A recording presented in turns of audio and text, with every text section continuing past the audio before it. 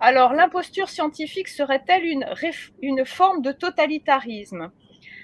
En 2005, l'auteur du livre dont je me sers pour vous donner ces leçons, pour voir l'imposture, disait ben non, pour lui, considérer cette possibilité comme tout à fait fausse. Cela dit, cela datait de 2005.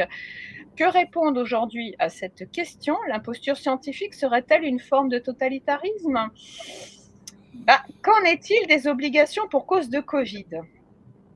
Alors voilà tout ce que notamment on nous a fait afin de casser les chaînes de contamination du Covid, cette chasse au virus qui rend son mode de circulation très particulier, d'où ces recommandations scientifiques que j'ai aussi données dans le billet d'humeur, de ces sciences. Alors il y a eu la science de la distanciation sociale de 1 mètre en France, parce que dans les autres pays c'était pas pareil. Apparemment le virus il n'est pas pareil suivant les pays. C'est une Il faut bien phénomène. comprendre qu'à 98 centimètres, le virus peut vous atteindre, mais à 1 mètre, il renonce. Le virus, il dit non, non, 1 mètre, non, non. Non, je suis en France, c'est On pas a eu pareil. aussi. Non, non, non, non, non. Il y a des pays où c'était 1 mètre 50. Alors là, par Oui, 1 mètre contre, 50, il y a plus de liberté pour le virus. voilà, le virus, là, dans je ne Dans sais les plus filles, quel pays, mais il me semble que c'était aux États-Unis. Bon. Alors, on a eu la science du confinement aussi, qui enferme ensemble malades et bien portants. Supposons que du coup, oui. je sais pas, Attends, il va pas attends, sur les bien portants. Laurence, le confinement, c'est tu as un enfant qui est malade, ok, bon, bah, il y a de l'air et tout, on sort, etc. On ne l'attrape pas, confiné, paf, tout le monde est sûr de l'avoir. Jackpot. Oui, oui, mais alors visiblement, on nous a quand même confinés pour casser les chaînes de la contamination. C'est Donc, l'inverse, c'est connu, ça. ça supposerait un virus assez particulier. Quand les bien portants et les malades sont ensemble, le virus, il dit non. Il dit non, je viens Ah, pas. et ils avaient Voilà. compris ça comme ça, mais non, mais Ça doit c'est être pas. ça, parce que et aussi on a eu ces jauges très réduites dans les magasins qui faisaient qu'on faisait des queues interminables, qui coincent les gens à l'extérieur des heures durant. Surtout, je peux supposer, surtout qu'on était là pour rien, on était là pour attendre on ne sait pas quoi.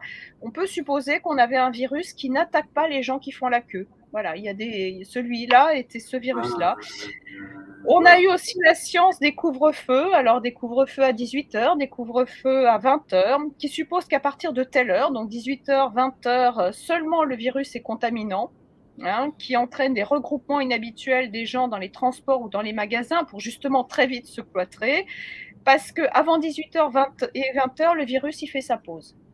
Bah, bien Mais sûr. alors, voilà, mais dès qu'arrive 18h, 20h, alors là, il est impitoyable. Puis ça dépend, parce que si le gouvernement décide 20h, il ne vient pas avant. C'est Ah un oui, virus. aux ordres. Voilà. Alors, on a eu aussi l'interdiction de danser. On a eu.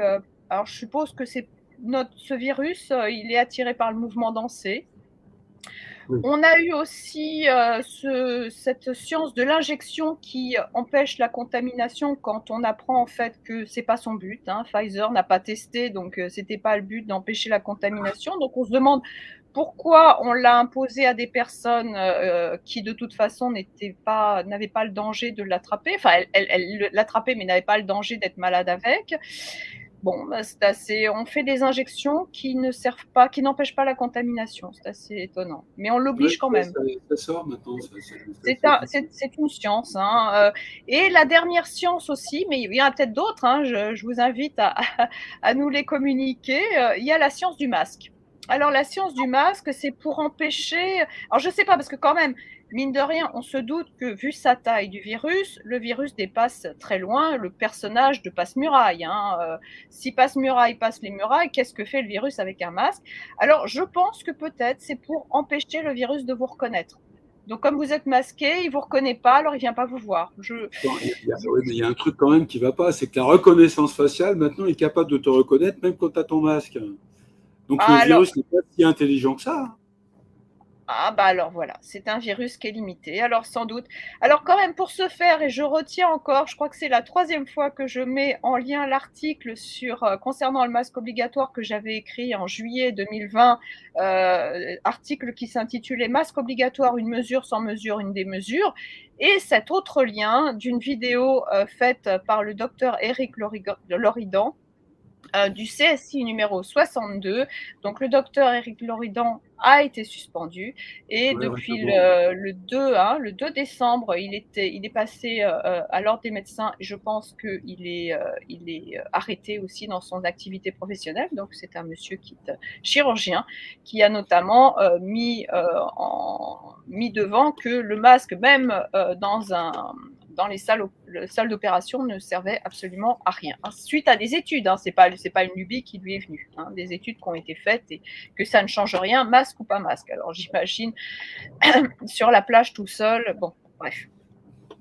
Ce discours prétendu scientifique, qu'il soit médical ou écologique, non réfutable, celui-ci non réfutable, qui ne peut être contesté, qui n'a pu être mis à l'épreuve d'être confronté par ses pairs dans le cadre d'échanges des savoirs, si tant est qu'il y ait eu un échange, est au mieux un discours solitaire qui s'auto-contemple, un discours qui n'a pas su ou qui n'a pas voulu surtout confronter aux autres, qu'ils soient scientifiques, politiques et aussi de la population.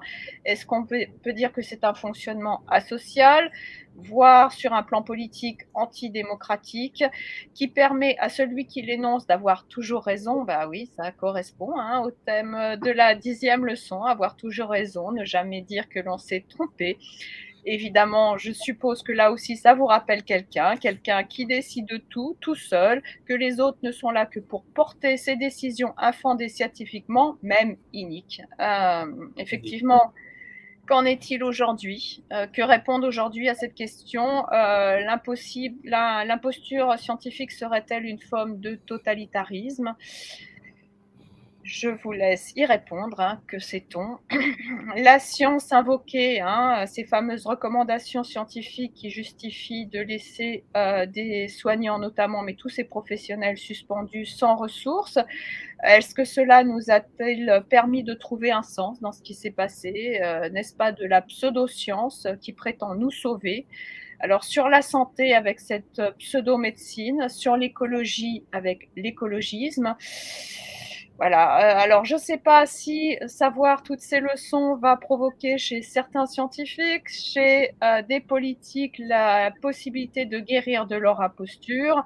Avons-nous ce pouvoir? En tout cas, nous avons le pouvoir d'avoir la conscience de ce qu'est l'imposture, du coup d'avoir là aussi, cette fois, nous, individuellement et pour tous, du pouvoir, que notre place n'est pas celle d'obéir en croyant que certains savent mieux que nous, ce qui est, vous avez découvert que ce n'était loin d'être le cas, et de reprendre donc encore notre pouvoir